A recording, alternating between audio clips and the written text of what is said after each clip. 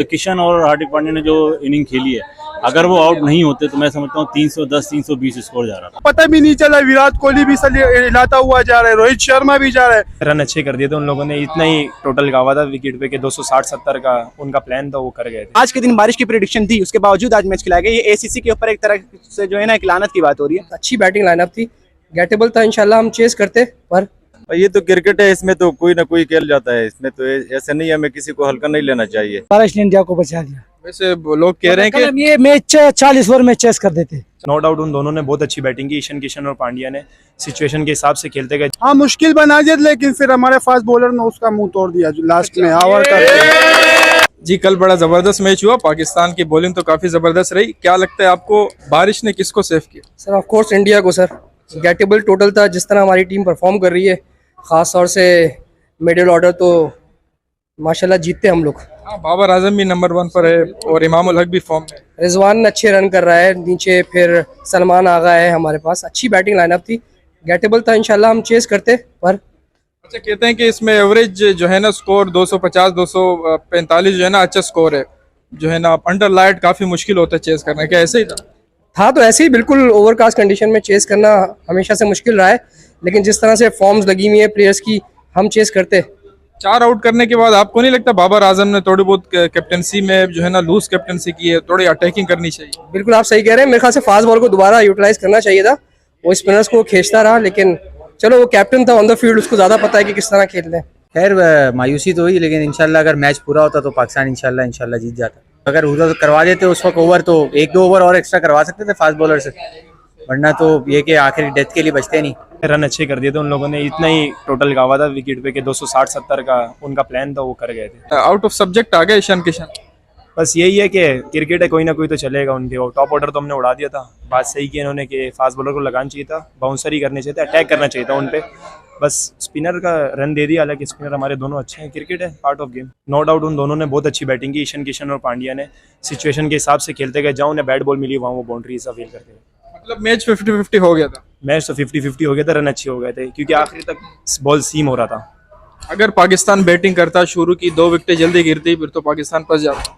नहीं, पाकिस्तान के भी ये है कि मिडल ऑर्डर, जैसे इफ्तिखार अहमद ने पिछले मैच में प्रूव किया, उसके साथ रिजवान ने अच्छे रन किए, आगा सलमान हालांकि चैलेंज था, फिर भी मिडल ऑर्डर हमारा भी अच्छा है। रोहित शर्मा ने प्रेस कॉन्फ्रेंस में कहा था कि हमारे पास शाहीन, रऊफ और नसीम नहीं है ताकि हम नेट में अच्छी प्रैक्टिस कर सकें, लेकिन उन्होंने 50 ओवर के लिए प्रैक्टिस पूरी कर ली अपनी। लेकिन रोहित ने तो नहीं की ना, ऊपर से टॉप ऑर्डर आउट कर गए थे, और नसीम और शाहीन तो ऊपर से अच्छी बॉल कर रहे थे। नसीम ने बहुत अच्छी बॉलिंग की है, आउट उसे एंड में मिले, लेकिन उसने शुरू में बहुत अच्छी बॉलिंग की। कल के मैच से अगर नेक्स्ट टाकरा होता है पाकिस्तान वर्सेस इंडिया, किसको फायदा हुआ कल के मैच से? दोनों को ही होगा, मैच अच्छा होगा। ये अच्छा गुड साइन है कि अब पहले वाला नहीं रहा, अब दोनों टीमें अच्छा खेलती हैं। पहले तो ये होता था इंडिया ही जीत जाती थी, अब तो पाकिस्तान इतने सालों से है कि 3-4 सालों से पाकिस्तान टॉप पे रहा है। पाकिस्तान ऊपर आ गया, बिल्कुल कॉम्बिनेशन बहुत अच्छा सेट हो गया है और माशाल्लाह से टीम रिदम में चल रही है। कप्तानी में कुछ ग्लिचेस आते हैं, लेकिन ये कि जाहिर है वो विद टाइम वो भी पूरे हो जाएंगे, और ये कि वर्ल्ड कप में हम बड़ा कॉन्फिडेंट होकर जा रहे हैं। बॉलर से मायूस नहीं किया, बैटिंग भी इंशाल्लाह मायूस नहीं करेगी। बाबर की कप्तानी में 4-300 हम चेस कर चुके हैं, तो अब हम चेस करते हुए कॉन्फिडेंट होते हैं। हमने 10 विकेटों से इंडिया के खिलाफ वर्ल्ड कप में चेस किया, तो अब हम एक अच्छा गुड चेजिंग यूनिट बन गए हैं, मैचेस फिनिश कर रहे हैं। मिडिल ऑर्डर शादाब तक नीचे अच्छी बैटिंग है। शाह अफरीदी की परफॉर्मेंस बड़ी ज़बरदस्त थी, और वो बड़ा पाकिस्तान का मेन प्लेयर है। जब जब वो परफॉर्म करते हैं तो पाकिस्तान मैच जीत जाता है, और मेरे ख्याल में अगर मैच पूरा हो जाता तो पाकिस्तान आराम से जीत जाता। मिडिल ऑर्डर में स्पिनर ने थोड़े से रन स्पिनर को पड़े थे, अगर बीच में थोड़ा सा पास बॉलर को खिलाता तो मेरे ख्याल में स्कोर थोड़ा सा कम हो जाता, क्योंकि एक ही विकेट थी उसके पास, 1-2 विकेट थी पांड्या की, और दूसरा जो लेफ्टी था ईशान किशन, तो उसमें से एक भी विकेट निकल जाता तो स्कोर इतना नहीं बनता। ये तो क्रिकेट है, इसमें तो कोई ना कोई खेल जाता है, इसमें तो ऐसे नहीं है, हमें किसी को हल्का नहीं लेना चाहिए। 6-7 बैट्समैन होते हैं हर टीम के साथ, उसमें से कोई भी जो है वो बैट्समैन परफॉर्म अगर कर जाए तो मैच का पांसा पलट लेता है। पाकिस्तान के बैटिंग इंशाल्लाह उससे हम पूरी उम्मीद है। पाकिस्तान के पास बाबर है और रिजवान है, और दूसरे इफ्तिखार भी अच्छा फॉर्म में है। ऊपर से थोड़ा सा फखर परफॉर्म नहीं कर रहे, उससे भी उम्मीद है इंशाल्लाह कमबैक कर लेगा। पाकिस्तान का बैड लक था कल, अगर मैच कंप्लीट हो जाता तो हम पाकिस्तान मैच जीत जाते। बहुत अच्छा सिचुएशन था, लेकिन बस किस्मत ने साथ नहीं दिया। इंडिया का साथ दिया, हमारा साथ नहीं दिया। बारिश ने इंडिया को बचा दिया। वैसे लोग कह रहे हैं कि ये मैच 40 ओवर में चेस कर देते। 40 ओवर हमारा माशाल्लाह बहुत अच्छे बैटिंग है, हमारा बहुत स्ट्रांग बैटिंग है, खासकर खसूसी चाचा अच्छा, चाचा जिंदाबाद। शाहीन ने बहुत अच्छी बॉल की, नसीम शाह ने, आरिफ रऊफ ने। बीच में मुझे थोड़ा सा ऐसा लगता है बाबर आजम थोड़ा सा डिफेंसिव हो गए, उन्होंने स्पिनर्स को यूज़ किया जो कि मैंने नहीं समझता कि वो अच्छी बॉल कर रहे थे। फुल टॉस हैं और बहुत जो है बॉल लूज थी। उसके बाद फिर दोबारा शाहीन अफरीदी ने कमबैक किया तो इंडिया ने टोटल 266, मैं समझता हूँ फाइटिंग टोटल था इस पिच पे, क्योंकि कमेंटेटर जो है वो मुसलसल यही बात कर रहे थे कि 240 250 अगर इस पिच पे होते हैं तो ये मैच जो है टफ जाएगा। लेकिन बारिश हो गई तो मैच जो है 50-50 था। हाँ, क्योंकि वो किशन और हार्दिक पांड्या ने जो इनिंग खेली है, अगर वो आउट नहीं होते तो मैं समझता हूँ 310 320 स्कोर जा रहा था। ये कि मुश्किल हो जाता क्योंकि प्रेशर आ जाता ऊपर से, 1-2 विकेट अगर वो इमाम और फखर अगर आउट हो जाते तो मैच तो प्रेशर में आ जाता। मैं नहीं समझता, उन्होंने सिर्फ प्रैक्टिस की है, पूरा प्रॉपर नहीं खेला। आप उनकी बैटिंग गिल को देखें जो 200 रन मार रहा था अपनी पिचों पे, उससे बॉल उसको एंड तक वो 30 बॉलों में 10 रन करके गया है। मैं नहीं समझता कि ओपनर जो है इस तरह खेले। और रोहित को 3 बॉलें बाहर की, 1 बॉल अंदर की, नहीं समझ में आई। कोहली जैसा बंदा डर के खेल रहा था, कट मारने जा रहा है, बॉल अंदर आ गया। तो सही है प्रैक्टिस की, लेकिन इतनी कोई ऐसा नहीं कह सकते कि नेक्स्ट मैच में कामयाब नहीं हुआ है। ये मैच अभी अगला मैच में और मजा आएगा आपको देखने में इंशाल्लाह। अगले मैच में क्या सजेस्ट करेंगे? अगर पहले पाकिस्तान बैटिंग करते हैं फायदे में रहेगा या बॉलिंग? मैं करता हूँ पहले बॉलिंग। हाँ, बैटिंग इस पिच पे मुश्किल है टारगेट देना, क्योंकि इन्होंने लेकिन अच्छा खेल लिया था, टारगेट जो है अपने हिसाब से दे दिया था। तो ईशान किशन ने और हार्दिक पांड्या ने काम खराब कर दिया। लिए मैं समझता हूँ 310 320 का स्कोर आराम से जा रहा था, तो शाहीन ने आके मैच को दोबारा कमबैक किया है, वरना ये स्कोर ठीक ठाक जा रहा था। मैच होता डेफिनेटली हमारी बॉलिंग ने बहुत अच्छा अटैक किया, पेसर्स ने अटैक अच्छा किया। हम होपफुल थे कि मैच पाकिस्तान जीतेगा क्योंकि स्कोर भी कम था, स्पिनर्स को कुछ हमारा रन्स पड़े, लेकिन ये है कि फास्ट ने फौरन कमबैक किया। अगर मैच होता और बैटिंग लाइनअप होती तो इंशाल्लाह हम उम्मीद करते हैं कि मैच हम जीतते। उन्होंने अच्छा परफॉर्म किया। देखें हमारे पेसर जो थे उन्होंने बहुत ही अच्छी परफॉर्मिंग करी। आपकी शुरू के हमारे उनकी 4 विकेटें ले गए। 4 विकेटें जब किसी भी बैटिंग लाइनअप की रुक जाए तो वो अपना आराम से मिडिल ऑर्डर को कहते हैं सुकून से खेलो, तो उन्होंने बिल्कुल रिलायबल होकर सुकून से खेला, सिंगल डबल करते रहे, अपना गेम बनाते रहे और उसी का फायदा उठाते रहे। बेस्ट बॉलिंग थी, शाहीन अफरीदी का बेस्ट अटैक था। इंडिया वाले वैसे ही घबराए हुए थे और हमारे पहले आपको पता है वर्ल्ड के पास बेस्ट अटैक हमारे पास है अल्हम्दुलिल्लाह। तो शाहीन शाह, रऊफ और नसीम की बॉल का वेरिएशन टू गुड था। बेशक उसको विकेट्स बाद में मिली, लेकिन बहुत ही कमाल का वेरिएशन था, सबसे कम रन उसी ने दिए। देखिए अगले टाकरे के लिए इंडिया मेरे हिसाब से बिल्कुल प्रिपेयर होकर आएगा। उन्होंने हमारे बॉलर्स की पेसिंग भी देख ली है, किस तरह बॉलिंग कर रहे हैं, क्या उनका क्राइटेरिया है, कहाँ बॉल कर रहे हैं, क्या कमजोरियाँ हैं। इसलिए 50 ओवर उन्होंने पूरा हमारे बॉलर्स को खेला है, तो उनके लिए फायदेमंद है, उनको एडवांटेज है, वो बेहतर समझ सकते हैं। लेकिन हाँ, हमें बैटिंग का एडवांटेज है। हमारे अभी तक हमारे बैट्समैन ने बैटिंग नहीं करी उनके अगेंस्ट, लेकिन अगर वो पहले बैटिंग करते हैं तो होपफुली वो फायदे में होंगे, क्योंकि अब वो संभल के खेलेंगे।